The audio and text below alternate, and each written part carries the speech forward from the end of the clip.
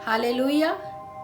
रोज की रोटी मिनिस्ट्री में आप सबका स्वागत है और मैं विश्वास रखती हूँ खुदावंद ने जब मुझे और आपको आज एक बार फिर से मिलाया है तो कुछ खास बात खुदावंद चाहता है कि आप तक पहुँच सके।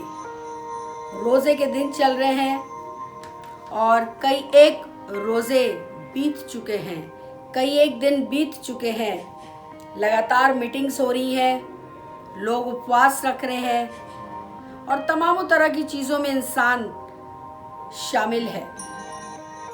हालांकि इन रोज़ों का 40 दिन के बाद इंसान तुरंत गुड फ्राइडे बनाता है, ईस्टर बनाता है और फिर अपनी ज़िंदगी में दोबारा वैसे ही नॉर्मल हो जाता है जैसा 40 दिन से पहले इंसान चल रहा होता है। ये एक रीति रिवाज न जाने कितने टाइम से हम लोग करते चले आ रहे हैं। रोज़े के दिन शुरू होने वाले हैं, ऐश वेडनेसडे, मीटिंग्स, 40 दिन के रोज़े, good Friday, silent day, dawn service, Easter करते करते 2022 आ गया। पर इन सब चीज़ों से क्या हमारे जीवन में कुछ परिवर्तन आया? क्या हमारा जीवन वैसा होने पाया जैसा यीशु चाहता था? यीशु मसीह ने एक बड़ी परीक्षा को पार किया। मत्ती 4 उसका 1 और 2 में लिखा हुआ है कि तब आत्मा यीशु को जंगल ले गया ताकि वहाँ उससे शैतान उसकी परीक्षा ले सके। उस वक्त परमेश्वर का रूह उसके साथ था, शैतान भी वहाँ पे था और वो 40 दिन भूखा प्यासा यीशु परमेश्वर के साथ अपने समय को बिताया।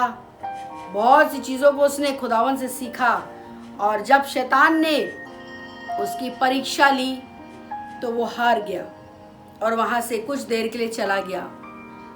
आज हम भी रोज़े रख रहे हैं, 40 दिन के रोज़े रख रहे हैं, मीटिंग्स कर रहे हैं। हर स्थान पे शैतान तो है।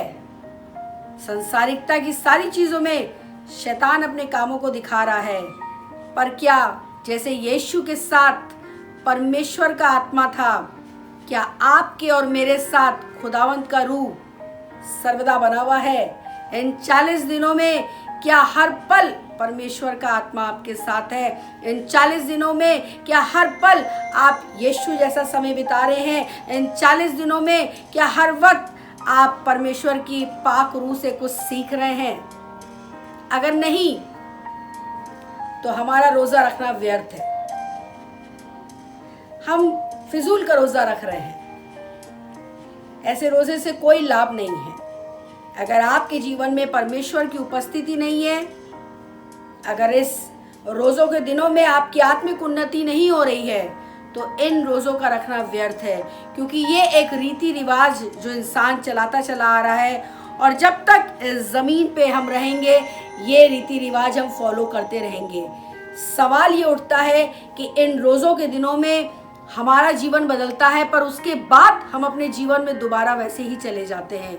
अगर वाकई ये रोज़े आपके जीवन में अहमियत रखते हैं, अगर वाकई आप यीशु के उस क्रूस पे चढ़ने की जान जो उसने दी है उसको वजूद देते हैं, अगर वाकई आप गुड फ्राइडे को सेलिब्रेट कर रहे हैं, अगर वाकई डॉन सर्विस में उठ के सुबह 3-4 बजे कैंडल लेके खुदावंत के जी उठने का पैगाम हर जगह फैला रहे हैं, अगर वाकई हैप्पी ईस्टर सेलिब्रेट करने जा रहे हैं, उससे पहले यीशु को अपने अंदर आने दीजिए।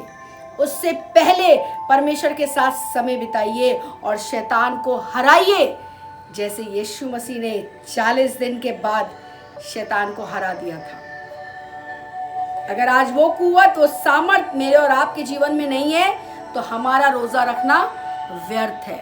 यीशु ने रोज़ा रखा, 40 दिन 40 रात भूखा रहा, जंगल में रहा, लेकिन इन सब को करने के बाद वो आत्मा सामर्थ्य से भरकर आया और उसने बड़े बड़े कामों को अंजाम दिया है। अगर इन 40 दिन के रोज़ा रखने के बाद आपको परमेश्वर की सामर्थ्य प्राप्त नहीं हो पा रही है, आप खुदावन के कामों को अंजाम नहीं दे पा रहे हैं, तो रोज़ा रखना व्यर्थ है। आज खुदावन से मांगिए। अब तक बहुत रोजे बीत चुके हैं, पर अभी भी कुछ समय है, अभी भी कुछ समय है। उन रोजों को सच्चाई और ईमानदारी से रखिए जैसा यीशु ने रखा था। पूरे टाइम वो परमेश्वर की पाक रूह के साथ अपने समय को बिताता था और उससे उन सब बातों को सीखता रहा। परीक्षा होती गई, गिरता गया, उठता गया, लेकिन एक वक्त आया जब उसने शैतान को हरा दिया और उस सामर्थ्य से भर गया और अंत तक जब तक इस जमीन पर रहा उस पर परीक्षा आई तो पर वो शैतान को हराता गया, हराता गया, हराता गया और उसके बाद क्रूस पर उसने अपनी जान दी और तीसरे दिन मुर्दों में से जी उठा और आज परमेश्वर के दाहिने हाथ बैठा है। अगर ऐसा रोज़ा मैं और आप रख रहे हैं तब तो रोज़ा रखना बहुत ही बड़ी और अच्छी बात है, अन्यथा रोज़ा रखना व्यर्थ है। अगर रोज़ा रख रहे हैं तो खुदावन के पाक रूह के साथ अपने समय को बिताइए और उस सामर्थ को प्राप्त कर लीजिए ताकि शैतान को हर पल हम हरा सकें। आमीन। Praise the Lord.